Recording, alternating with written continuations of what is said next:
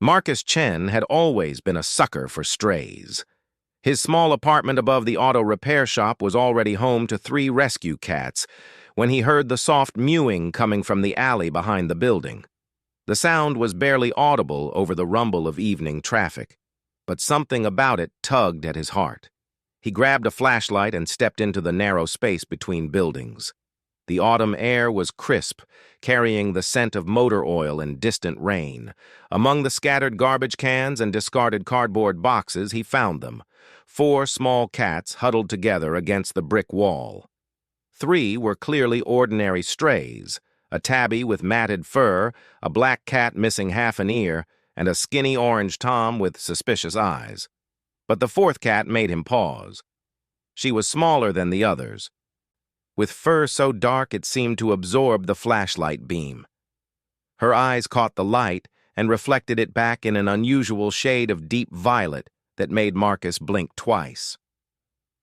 "Well, aren't you something special?" he murmured, crouching down slowly. The 3 obvious strays scattered immediately, but the dark cat remained perfectly still, watching him with those strange eyes. Marcus had learned patience from years of dealing with frightened animals. He sat cross-legged on the cold pavement and waited. After 20 minutes, the black cat approached cautiously. When she allowed him to stroke her head, Marcus felt an odd sensation, like a gentle electric current running through his fingers. "You're coming home with me," he decided. Getting all 4 cats into his apartment took 3 trips and most of his emergency tuna supply. The tabby, orange tom, and black cat with the missing ear immediately claimed territory under his couch, emerging only for food. But the violet-eyed cat seemed perfectly at home, exploring every corner with confident curiosity. Marcus named her Luna because of her night-dark fur and the way she seemed to glow in moonlight streaming through his windows. What he didn't notice was how Luna's presence seemed to calm the other strays instantly, or how plants throughout his apartment began growing with unusual vigor, or how the chronic pain in his back, a souvenir from his military service, had completely disappeared. Over the following weeks, Marcus fell into a routine. He worked days at the repair shop, fixing everything from ancient sedans to the occasional hover bike that wealthy customers brought in. Evenings were spent with his cats, watching old movies and sharing whatever takeout he'd picked up. Luna always sat beside him on the couch, purring with a sound that seemed to resonate in his chest. The first sign that something unusual was happening came when Mrs. Patterson from the flower shop next door knocked on his door one evening. "Marcus, dear," she said, holding a small potted plant, "you need to see this." She led him to her shop window, pointing at the display of flowers facing his apartment building. Every bloom was turned toward his second-floor window, their petals more vibrant than Marcus had ever seen them. "It's been like this for 2 weeks," Mrs. Patterson explained. "Ever since you brought those cats home, my sales have tripled. People come from 3 towns over to buy my flowers now." "What kind of fertilizer are you using up there?" Marcus looked up at his apartment window where Luna sat silhouetted against the warm light. "Just regular cat food," he said honestly. The second sign came during his monthly visit to the Veterans Clinic. Dr. Rodriguez stared at Marcus's x-rays with confusion. "I don't understand," the doctor said, comparing new images with old ones. "Your spinal damage from the IED blast. It's completely healed. Better than healed, actually. Your bone density is off the charts, and these muscle definition readings—" He looked up at Marcus. "Have you been taking some kind of experimental treatment?" Marcus shook his head. He'd stopped taking pain medication weeks ago without really thinking about it. The constant ache that had been his companion for 3 years had simply vanished. That night, he sat on his couch with Luna purring beside him and really looked at his 4-legged roommates. The tabby's fur had grown thick and lustrous. The orange tom had gained healthy weight and his eyes were bright. The black cat's missing ear had somehow grown back completely. "What are you?" he whispered to Luna. She looked up at him with those violet eyes, and for just a moment Marcus could swear he saw ancient wisdom there, intelligence far beyond any animal he'd ever known.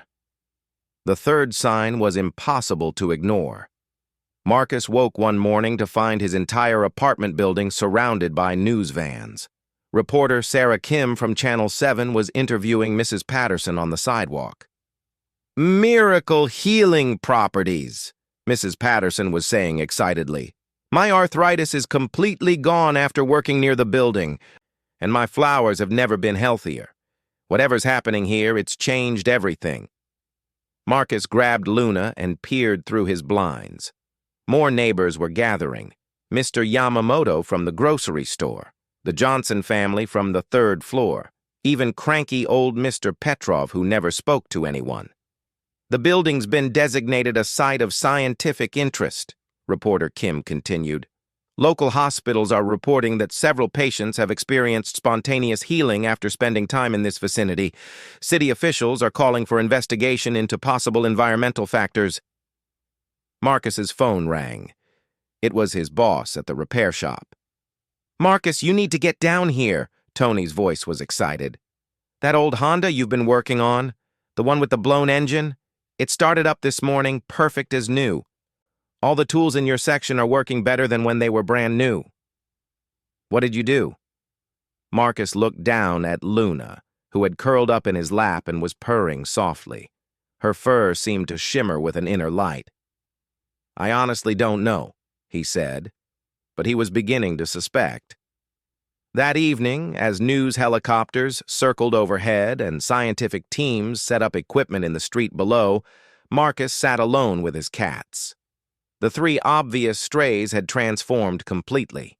Healthy, beautiful, and strangely calm. But it was Luna who drew his attention. "You're not really a cat, are you?" he asked quietly. Luna stopped purring and looked directly into his eyes. For a long moment, neither of them moved. Then slowly, Luna began to change. Her small cat form shimmered like heat waves rising from summer pavement. Her dark fur became flowing black hair that seemed to move in an invisible breeze. Her violet eyes remained the same, but now they belonged to a woman of impossible beauty sitting cross-legged where Luna had been.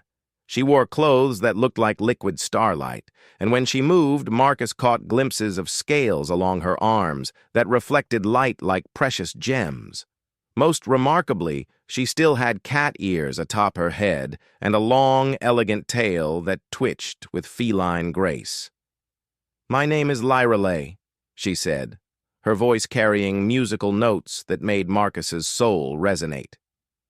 "And you, Marcus Chen, have shown kindness to the Queen of the Shadow Dragons." Marcus stared, his mind struggling to process what he was seeing. "Dragons are real?" "We have always been real," Lyrelay said gently. "We simply learned long ago to hide from humans who feared us. But you—" She reached out and touched his hand, sending that familiar electric sensation through his skin. "You rescued us without thought of reward. You shared your home, your food, your compassion with creatures you believed were helpless strays." "The healing," Marcus said slowly. "The flowers, the tools at work. That's you?" Lyrelay nodded. "My presence brings life and restoration to the world around me. It is the gift of the shadow dragons, but it only works when I am at peace, when I am safe and cared for. For 300 years I have hidden among humans, always in animal form, always alone, until you found me in that alley." The three other cats had also begun to change, though their transformations were less dramatic. They became humanoid figures with cat-like features, members of Lyrelay's court who had disguised themselves to protect her. "But why were you living as strays?" Marcus asked.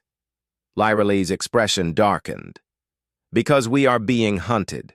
The Galactic Imperium has conquered most of the known universe, enslaving or destroying any species that might threaten their control. Dragons were among the first they targeted because our powers could resist their technology. Most of my people are dead or imprisoned. I am the last of the royal bloodline. And if they find me—" She didn't need to finish. Marcus understood. "So what happens now?" he asked. "Now, Marcus Chen," Lyra Lee said, standing gracefully. "You must choose. The Imperium has detected the energy signature from my healing powers. They know something unusual is happening here. In perhaps days, their ships will arrive. You can turn me in and receive a substantial reward, enough to live comfortably for the rest of your life. Or what?" Her violet eyes seemed to glow in the dim light of his apartment. "Or you can help me escape, knowing that doing so will make you an enemy of the most powerful force in the galaxy, knowing that they will hunt you as they hunt me, knowing that your quiet life will be over forever." Marcus looked around his small apartment, at his old furniture, his collection of action movies, the simple life he'd built after the war. Then he looked at Lyra Lee, this incredible being who had trusted him enough to reveal herself, who had brought healing and wonder into his world simply by being there. "That's not really a choice," he said finally. "No?" Marcus stood up, feeling stronger and more certain than he had in years. "I'm a mechanic and a veteran. I know how to fix things and how to fight. If you need help escaping the bad guys, then that's what we're going to do." Lyra Lee smiled, and when she did, Marcus felt like the sun was rising in his chest. "Then we must move quickly," she said. "My court will help us, but we need transportation, supplies, and most importantly, we need to reach the coordinates I'm going to give you before the Imperium arrives." "What's at those coordinates?"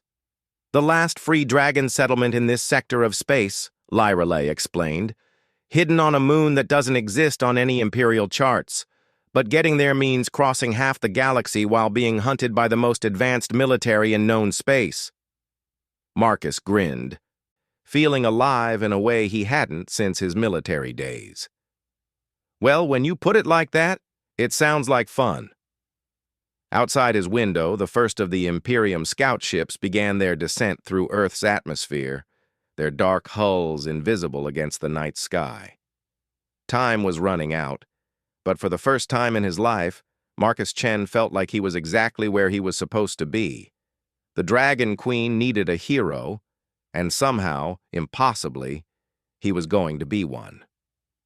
The Imperium scout ships landed at dawn, their massive black forms settling onto the empty lot across from Marcus's apartment building like mechanical vultures.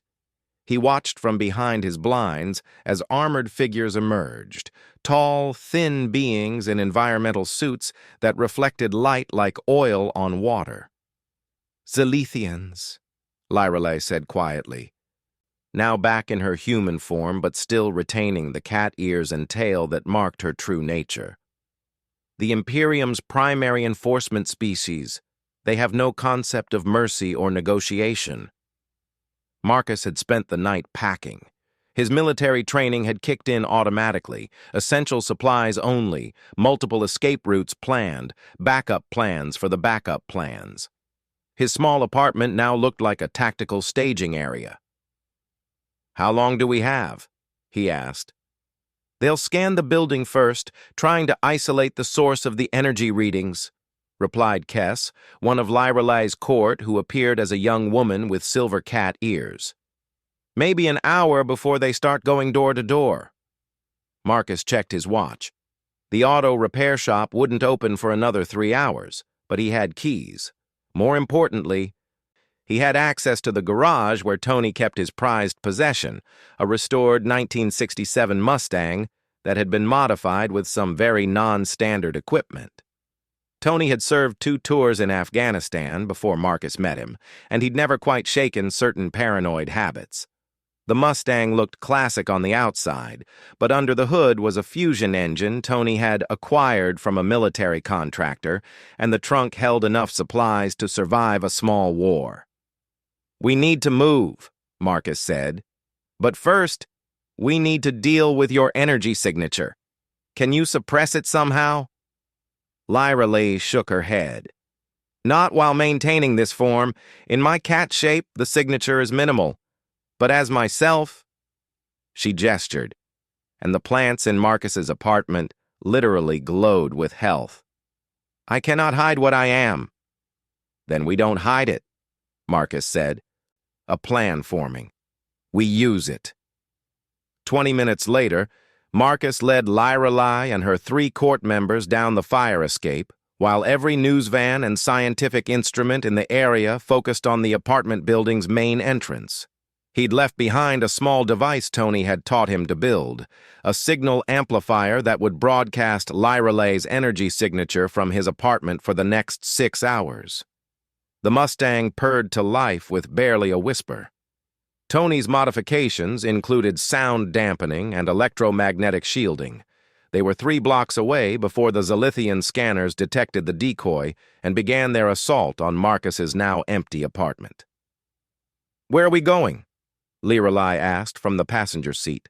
She'd reluctantly shifted back to cat form, though her violet eyes remained distinctly non-feline.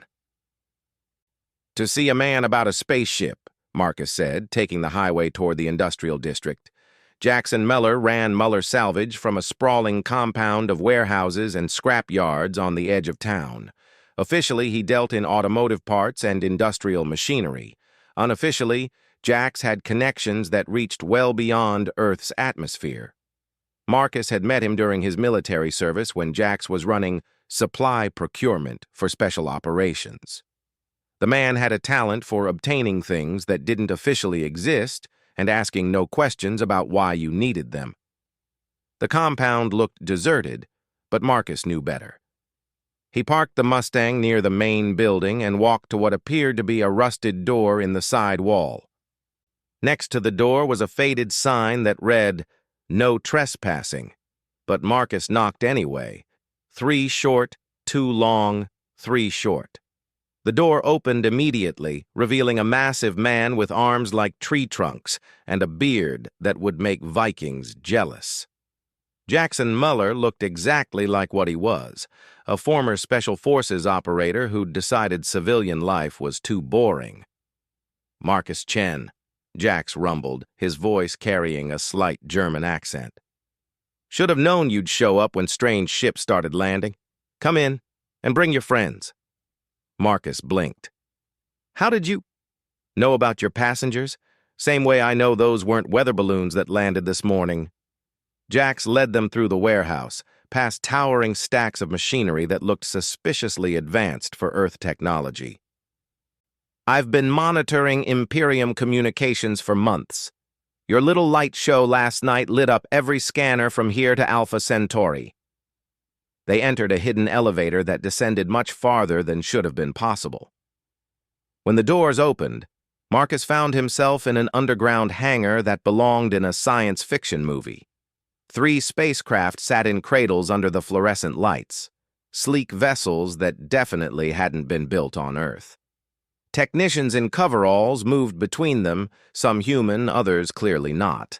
A blue-skinned woman with 4 arms was calibrating something that hummed with contained energy. Welcome to the real Muller Salvage, Jax said proudly. We've been Earth's unofficial liaison to the free traders for about 15 years now. Most humans aren't ready to know that yet, but circumstances have a way of forcing issues. Lorelei had shifted back to her human form and was staring at the ships with obvious relief. These are consortium vessels, she said. I thought the Imperium had destroyed the trading networks. Damaged, not destroyed, said the blue-skinned technician, approaching them. I am Engineer Zara of the Merchant Fleet. We've been tracking Imperial movements in this sector. When we detected a Royal Dragon signature, we moved ships into position. Marcus felt like his brain was working overtime, trying to process everything. So, you knew about Lorelei? We knew a dragon of significant power was hiding on Earth, Zara explained. What we didn't know was whether they were alive and free or captured and being used to power Imperial weapons. The healing effects you've been experiencing confirmed they were free and at peace. But not for long, Jax added grimly. Imperial reinforcements are already en route. We've got maybe 12 hours before they have enough firepower here to glass half the continent looking for you. Lyrelai stepped forward. Then we must leave immediately. The coordinates I need to reach, can your ships make the journey? Zara consulted a holographic display that appeared in the air above her palm. Difficult, but possible. The route will take us through 3 Imperial patrol zones and past at least 2 fortress systems. It's not a journey I would recommend for anyone less than royalty. What about my people? Marcus asked, thinking of Mrs. Patterson, Tony, all the neighbors who'd been affected by Lyrelai's presence. The Imperium will retaliate against them for helping us escape.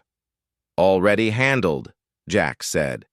Emergency evacuation protocols are in effect.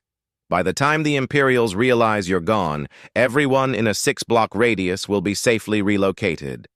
The official story will be a chemical leak requiring temporary evacuation. Marcus looked at Lyrelai, seeing uncertainty in her violet eyes for the first time. You don't have to do this, she said quietly. The ships can take you somewhere safe, away from all of this. You could have a normal life. With the Imperium hunting me for helping you escape, I don't think normal is an option anymore, Marcus replied. Then he smiled. Besides, you said you needed to get to the last free dragon settlement. Sounds like they could use someone who knows how to fix things. Zara's 4 arms moved in what might have been applause. A human who chooses to stand with dragons against the Imperium. There are legends about such alliances. Legends? Marcus asked. From the old wars, Lyrelai explained. Before the Imperium rose to power, when humans and dragons fought side by side against the entropy cults that tried to devour entire star systems. But that was centuries ago, and most humans had never even seen space travel. Most humans still haven't, Jax pointed out. But Marcus here isn't most humans. The evacuation took 3 hours. Marcus watched on security monitors as his neighbors were efficiently relocated to temporary housing that looked suspiciously luxurious for an emergency shelter. Mrs. Bitoa Patterson was actually crying with joy as she loaded her most prized flowers into a transport vehicle. They'll be happier where they're going, Zara assured him. The consortium has several human-compatible colonies where Earth refugees have thrived. Your people will have opportunities there they never would have had on Earth. The ship they'd be traveling in was called the Stellar Wind, a mid-range courier vessel designed for speed rather than comfort. Marcus found himself assigned to the engineering section, which suited him perfectly. The fusion drives were similar enough to the engines he'd worked on that he could be useful, though the quantum navigation systems were completely beyond him. Lyrelai had been given quarters near the captain's cabin, befitting her royal status. But Marcus found her in the observation deck as they prepared for departure. Earth hung in the view screen like a blue and white jewel against the star field. Second thoughts? He asked, settling beside her on the bench. Always, she admitted. I spent 3 centuries hiding on your world. It became home in a way I never expected. And now you're going back to save what's left of your people. If there's anything left to save. Lyrelai's ears drooped slightly. The settlement we're traveling to is little more than a refugee camp. A few hundred dragons trying to preserve our culture while the Imperium systematically destroys everything we've ever built. Marcus thought about that. You know what I learned in Afghanistan? Sometimes being a refugee camp is just the first step toward being a revolution. Lyrelai looked at him sharply. You think we should fight back? I think you've been running and hiding for so long, you've forgotten what dragons are capable of. Marcus gestured at the ship around them. Look what your presence has done. Plants growing, machines working better, people healing. That's not just magic, that's power. Real, practical power that could change everything. The Imperium has millions of ships, billions of soldiers. And you have something they don't, Marcus interrupted. You have the ability to make things better instead of just destroying them. That's what people fight for. That's what they'll die for, if they believe it's possible. Lireley was quiet for a long moment, watching Earth grow smaller in the view screen. You really think a mechanic and a dragon queen can make a difference against an entire galactic empire? Marcus grinned. Lady, I once saw a squad of Marines hold off a battalion with nothing but determination and proper application of available resources. Never underestimate what motivated people can accomplish when they're fighting for something that matters. The ship's intercom crackled to life. All passengers prepare for hyperspace transition. Departure in T-minus 60 seconds. As the stars began to stretch into lines of light, Marcus felt the familiar electric sensation of Lireley's presence intensify. The ship's engines hummed more smoothly, the life support systems ran more efficiently, and the quantum computers processed navigation calculations with unprecedented speed. See? Marcus said softly. You're already making a difference. Lireley smiled, and for the first time since he'd met her, it was the smile of someone who was done running and ready to fight back. Then let's go remind the galaxy what dragons can do when they're not afraid anymore. The stellar wind vanished into hyperspace, carrying them toward whatever awaited at the hidden dragon settlement. Behind them, Imperial ships swarmed over Earth's orbit, finding nothing but empty apartments and confused reports of miraculous healings. The hunt was on, but now the hunted had sharp teeth and allies who knew how to use them. The dragon settlement of Ashara's Rest looked nothing like what Marcus had expected. Instead of ancient castles or mystical crystal spires, he found himself looking at a collection of prefabricated shelters and jury-rigged life support systems scattered across the surface of an airless moon. It looked more like a mining outpost than the home of legendary creatures. Not quite what the stories promised, said Captain Vell, the Stellar Wind's pilot, as they descended through the thin atmosphere. But it's hidden, and that's what matters. The settlement was built inside a series of connected craters, their rims providing natural protection from sensors. An energy shield dome covered the entire area, invisible except for the way it made the stars shimmer slightly at the edges. As they landed, Marcus saw dragons in their natural forms for the first time. They were magnificent, creatures of scales and wings and ancient power, but there were so few of them. He counted perhaps 50 adults and maybe 20 younglings playing in the low gravity between the shelters. 200 years ago, there were millions of us, Lireley said quietly, reading his thoughts. We ruled a dozen star systems and traded with every civilized species in this sector. Now, she didn't need to finish. The settlement's leader was an ancient dragon named Thrakesh, who had somehow managed to compress his massive form into the shape of a tall, elderly human, with golden eyes and skin that showed scales when the light hit it right. He greeted Lireley with the formal bow of a subject acknowledging royalty. Your Majesty, he said, his voice carrying harmonics that suggested vast lungs and vocal cords capable of roaring across mountain ranges. We had given up hope. Hope is what I've brought you, Lireley replied, then gestured to Marcus, along with allies who understand what we're fighting for. Thrakesh looked Marcus up and down with obvious skepticism. A human. I mean, no offense. But what can one human do against the Imperium? More than you might think, Marcus said. But first, I need to understand what resources we're working with. Show me your workshops, your power systems, your defensive capabilities, everything. The tour that followed was both impressive and depressing.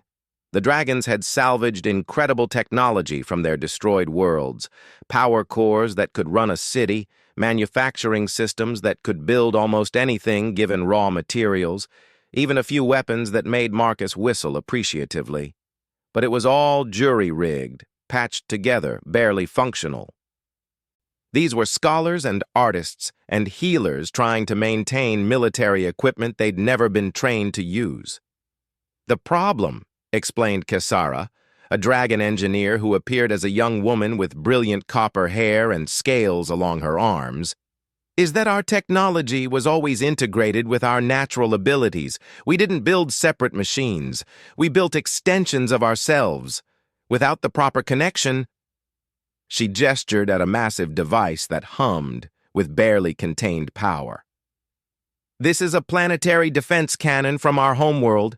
It should be capable of destroying capital ships. But we can only manage about 20% efficiency, because none of us has the right type of power signature to interface with it properly. Marcus examined the control interface, noting the organic curves and crystal matrices that seemed designed for something other than conventional manipulation. What kind of power signature would it need? Royal bloodline with combat bonding, Thrakesh said immediately. The weapons were keyed to our war leaders, dragons who had formed permanent psychic bonds with their chosen warriors. But the last of the royal combat pairs died defending our homeworld 15 years ago. Marcus looked at Lirelei, who had been unusually quiet during the tour. Combat bonding? An ancient practice, she said carefully. A dragon of royal blood forms a psychic link with a warrior of another species. The bond allows them to share power, knowledge, even life force in battle, but it's permanent. Once formed, it cannot be broken except by death, and the process itself is dangerous. How dangerous? About half of attempted bondings result in the death of both participants, Thrakesh said bluntly. The psychological merger required is absolute. If there's any fundamental incompatibility between the minds involved, the feedback destroys both consciousness. Marcus nodded slowly, looking around at the settlement full of refugees who had forgotten how to be warriors. And if it works? Lyralei's violet eyes met his. If it works, the human gains access to dragon healing abilities, enhanced physical capabilities, and extended lifespan. The dragon gains the warrior's tactical knowledge, determination, and connection to their technology. Together, they become something greater than either could be alone. The legendary human-dragon pairs of the old wars, Kasara added excitedly. They were nearly unstoppable. Single pairs could hold off entire fleets, turn the tide of battles, inspire whole populations to resist tyranny. Marcus walked over to the inert defense cannon, running his hands along the crystal interfaces. How long would it take to set up the bonding process? Marcus, no, Lirelei said immediately. The risk is that we die trying, Marcus interrupted. The alternative is that we all die hiding. I've seen what your presence does to the world around you, Lirelei. I can fix almost anything that's broken, and you can make anything work better just by being near it. Maybe together we can fix this. Thrakesh was studying Marcus with new interest. You would really risk your life for our people? Humans you've never met? I've met one, Marcus said, looking at Lirelei. And if she's any indication, dragons are worth saving. The bonding chamber was ancient technology that predated even the oldest dragons in the settlement. It looked like a crystalline cave carved from a single massive geode with formations that pulsed with soft bioluminescence. According to Thrakesh, it had been salvaged from the ruins of the dragon homeworld at terrible cost.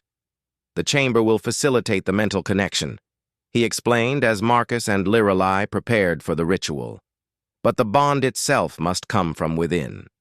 You must be willing to share everything, every memory, every fear, every dream. There can be no barriers between your minds. Marcus had faced enemy fire, survived explosions, endured months of physical therapy after his injuries. None of that had prepared him for the sensation of another consciousness touching his mind. Lyrelei's presence was warm and vast, like standing at the edge of an ocean of starlight. But with the warmth came her memories, centuries of hiding, the pain of watching her people die, the loneliness of being the last of her kind in positions of power.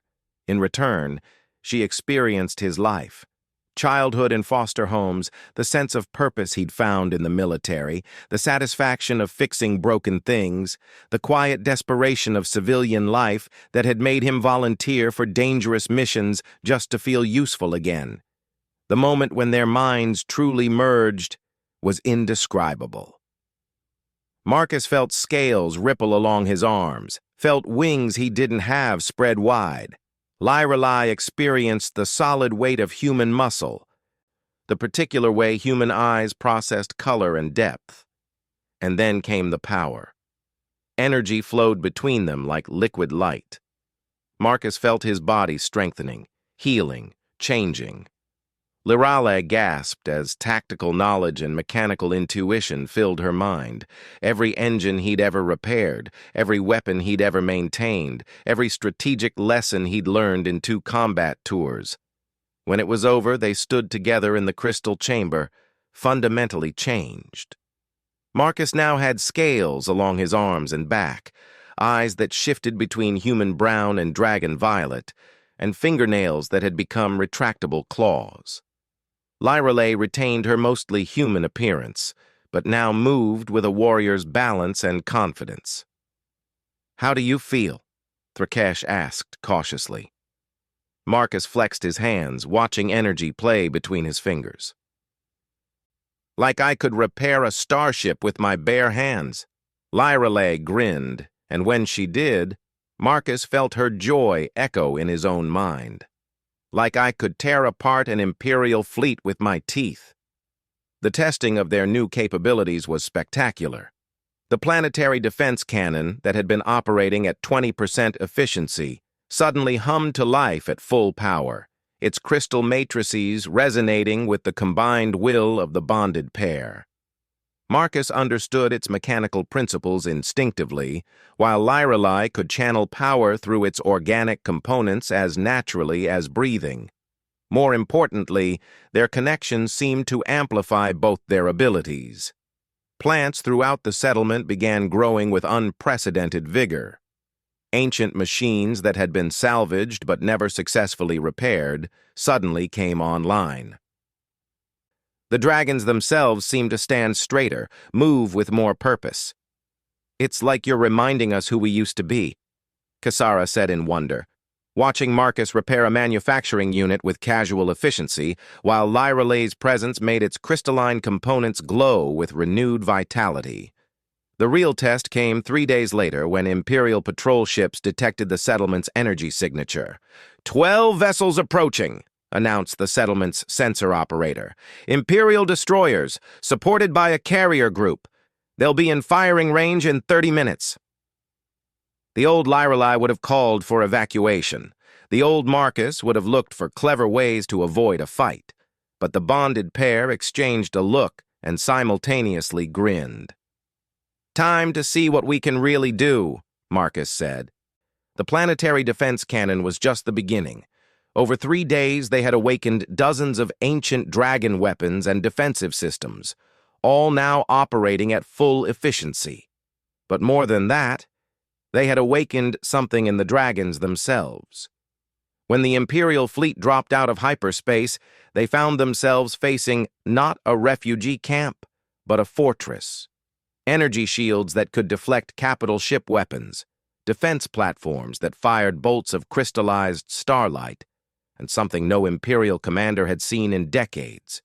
Dragons in their true forms, flying through space itself, their scales protected by personal energy fields.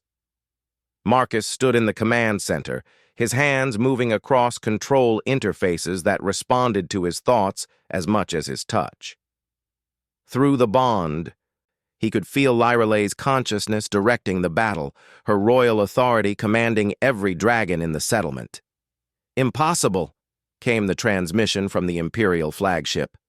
"Dragons cannot survive in vacuum. They cannot coordinate attacks of this complexity."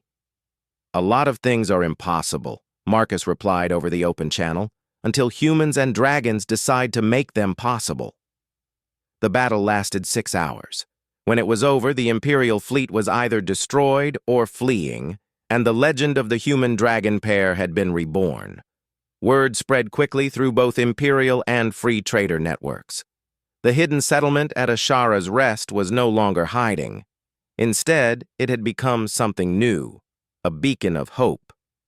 A place where dragons remembered how to fight and humans remembered how to dream of something better than submission to empire. Other dragon settlements, hidden across the galaxy, began sending representatives.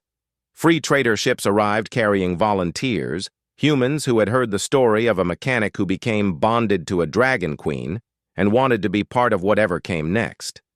The Imperium sent larger fleets, but each attack was repelled more easily than the last. Marcus and Lirelai's bond seemed to strengthen with every battle, and their example inspired others. Soon there were 3 more bonded pairs, then 7, then dozens. "You were right," Lirelai said one evening as they stood on the settlement's observation deck, watching new arrivals dock at the expanded port facilities. "We had forgotten what dragons are capable of. But it took a human to remind us that capability without purpose is just power, and power without hope is just destruction." Marcus squeezed her hand, feeling the warmth of their connection pulse through both of them. "I think we've got purpose now." Through the transparent aluminum viewing port, they could see the lights of what was no longer just a refugee settlement, but the capital of something new. Ships from a dozen species flew patrol patterns around the expanded base. Construction crews worked around the clock building new facilities, and in the center of it all, the ancient dragon defense cannon stood as a symbol that some things were worth fighting for. "The Imperium will come in force eventually," Marcus said. "This was just the beginning." "Let them come," Lirelai replied, her violet eyes blazing with renewed purpose. "They're about to learn why humans and dragons together once ruled the stars, and this time, we're not going to stop with just independence." Marcus felt her determination through their bond, felt the dreams and plans forming in her mind. Not just freedom for the dragons, but liberation for every species the Imperium had enslaved. Not just survival, but a new golden age of cooperation between worlds. He had rescued a few stray cats from an alley behind his apartment building. Now he was helping to rescue the galaxy. As first victories go, Marcus reflected, it was pretty spectacular. The Dragon Queen had found her voice again, and the universe was about to remember why tyrants should fear the sound of ancient wings and human ingenuity working in perfect harmony.